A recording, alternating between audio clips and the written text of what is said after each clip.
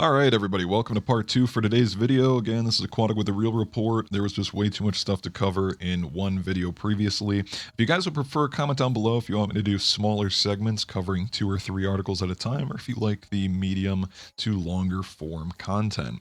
Alright, hopping into the Middle East, and then we've got some stuff on oil, Czech, Spain, and a couple criminal type updates.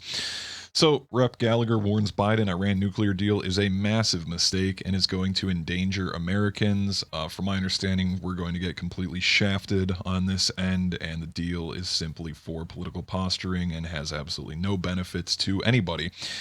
We should not be letting the Iranians have a nuclear weapon. That I thought was common sense, but here we go. Following reports of looming U.S. return to the Iran nuclear deal, Rep. Mike Gallagher slammed the Biden administration's willingness to grant the Islamic theocracy a blank check to fund their own growing terrorist activities, calling it a massive mistake that will destabilize the Middle East, empower Russia and China, and endanger Americans.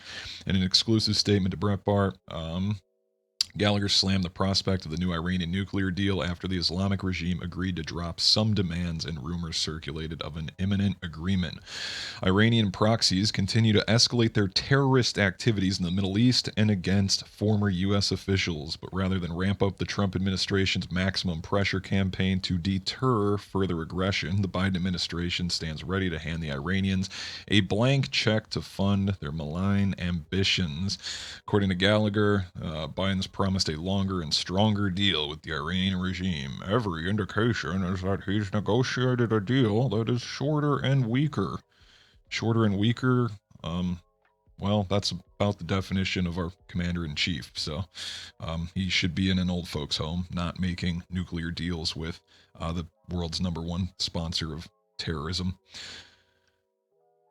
Alleged Israeli airstrikes target sites near Masyaf in Syria. Initial reports indicated that at least one of the targets was the Syrian Scientific Studies and Research Center. The Syrian air defense systems were activated in the northwestern Syria amid an alleged Israeli strike. Keep an eye, we had troops wounded over there, as Pentagon confirmed U.S. troops were wounded in the Syrian rocket attacks.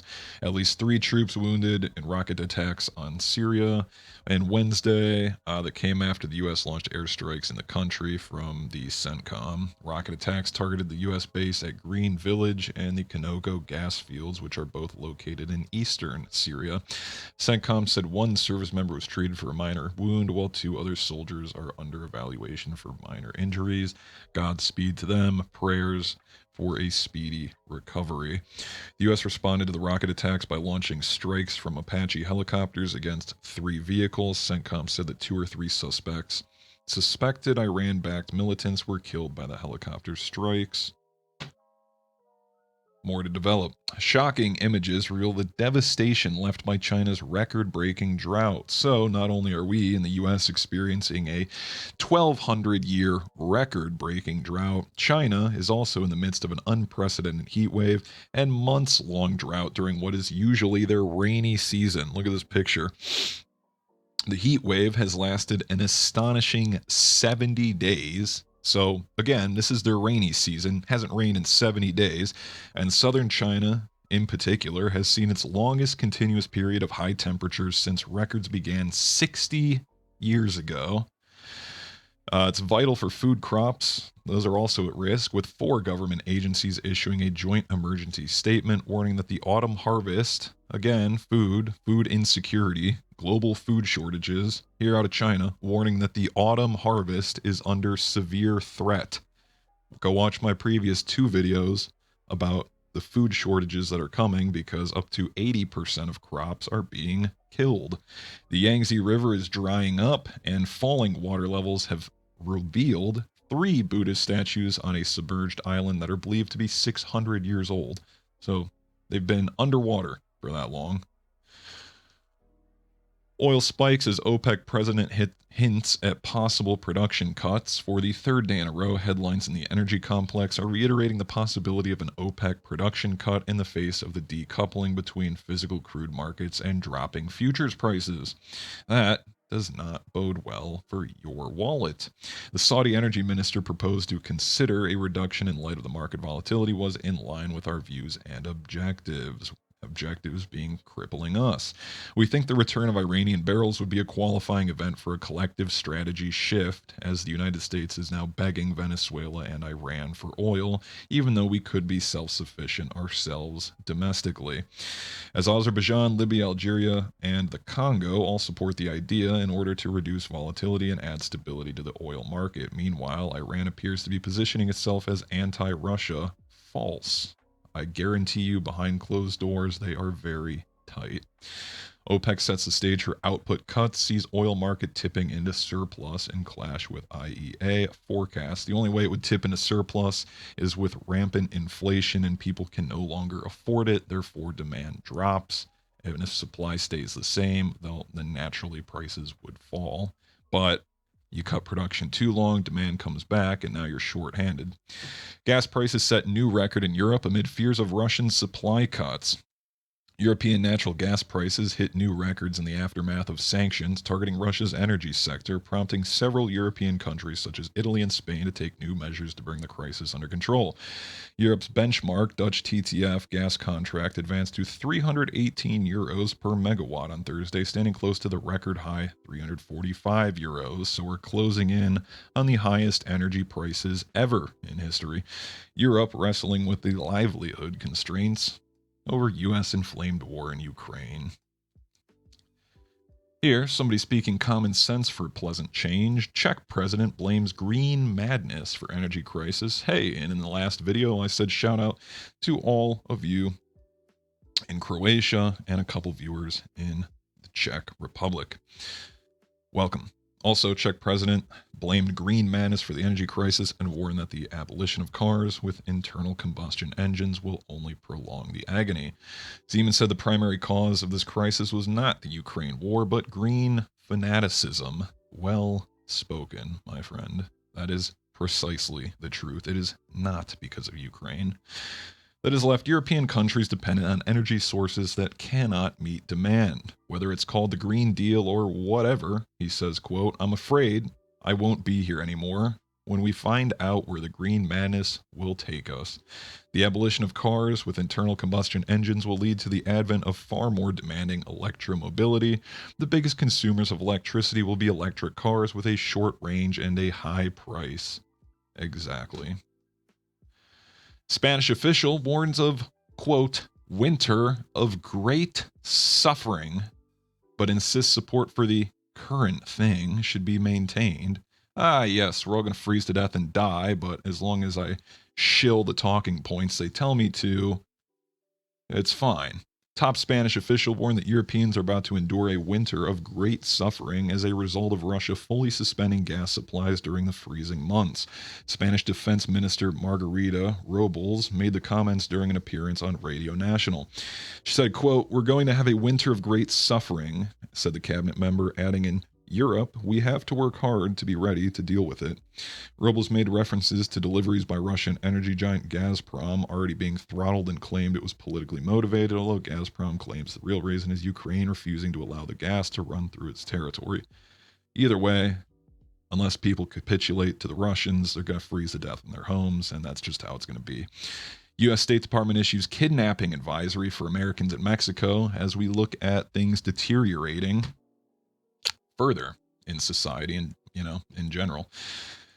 U.S. Department of State issued an advisory warning Americans about an increased risk of kidnapping when going to Mexico amid heightened cartel violence in several areas. Now, if you guys are familiar with Peter Zion, he has said Mexico will be the next Afghanistan within the next 10 years, and with the way the cartels are expanding and the newest one that is the most violent of them all, expanding their territory north, I think he could not only be right, but he can probably move that time frame up a little bit. Again, do not travel to certain parts of Mexico. Here, thousands of protesters break through a police squadron in Bangladesh. Rising costs of living and power cuts continue for the third day in a row as people protest.